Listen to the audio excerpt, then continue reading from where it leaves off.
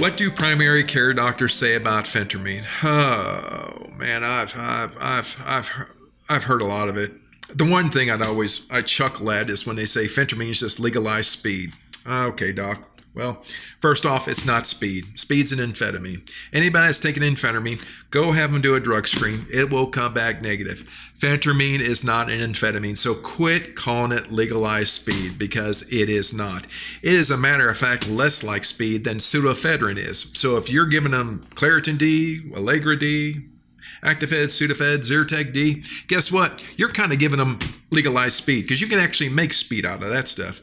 Cannot make an amphetamine out of phentermine. Phentermine is a non-convertible reaction. Just ask the druggies. They don't even steal when they break into the pharmacies. They just leave that stuff alone. They don't even want that stuff. Non-addicting, non-amphetamine. Cannot make it an amphetamine. Now, they're going to clear out the Actifed Sudafed rack, okay, because you've been giving them that, okay, because that's actually more like an amphetamine than phentermine is. So you're the one giving them legalized speed, not me. I don't give amphetamines for weight loss. So please stop calling it.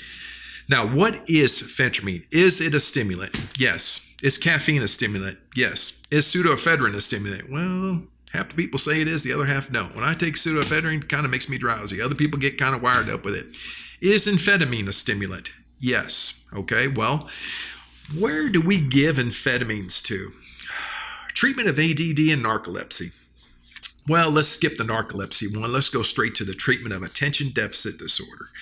An area it comes in under different synonyms, ADD, ADHD, whatever, but it's still a treatment for attention deficit, and we still use it. And you know what's interesting about this? Because phentermine gets a lot of bad press, and the physicians, they say it's legalized speed. Well, let me ask you a question, Doc. Why are you giving it to children? And you've been doing this for, 15 years of their lives. You've been giving amphetamines to children for treatment of their ADHD and their ADD, and you're worried about phentermine? Aren't you worried about the long-term side effects from giving a child amphetamines for 15 years? Has that thought not occurred to you? Well, it probably hasn't. The reason why it shouldn't bother you too much because there is none.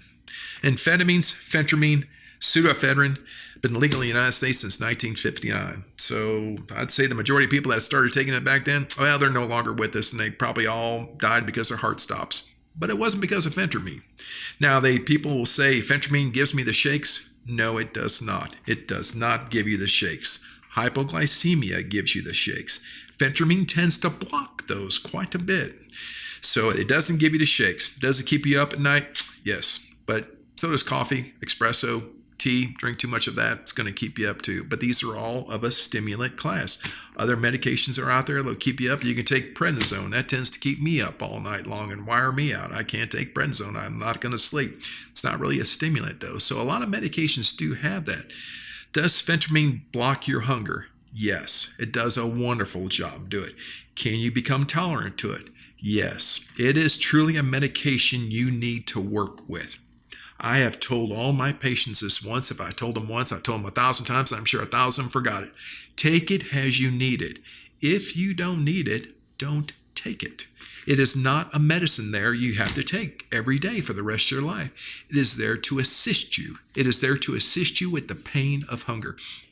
I do incredibly well with the pain of hunger. I don't need to eat, and drives my family crazy when I go to an event. I'm like, nah, I'm not eating anything. Well, you got to be hungry. Well, not really. I just don't feel like eating.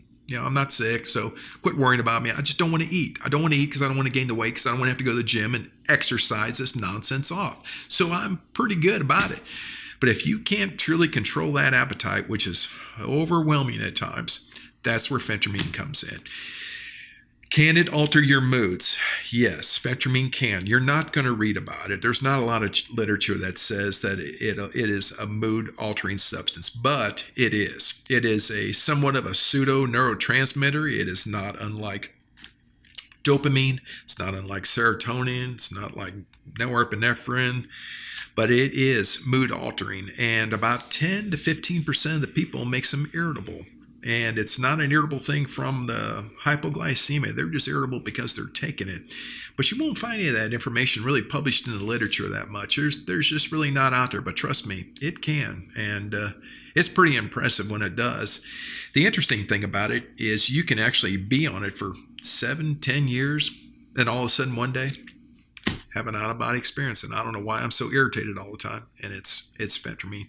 And there's some other medicines we can switch you to when that does occur that would really negate that. We don't like to do it. They're quite expensive at this time. They used to be cheap, but that's another pharmaceutical conversation why the price on that went up. But no, Phentermine works pretty good for that.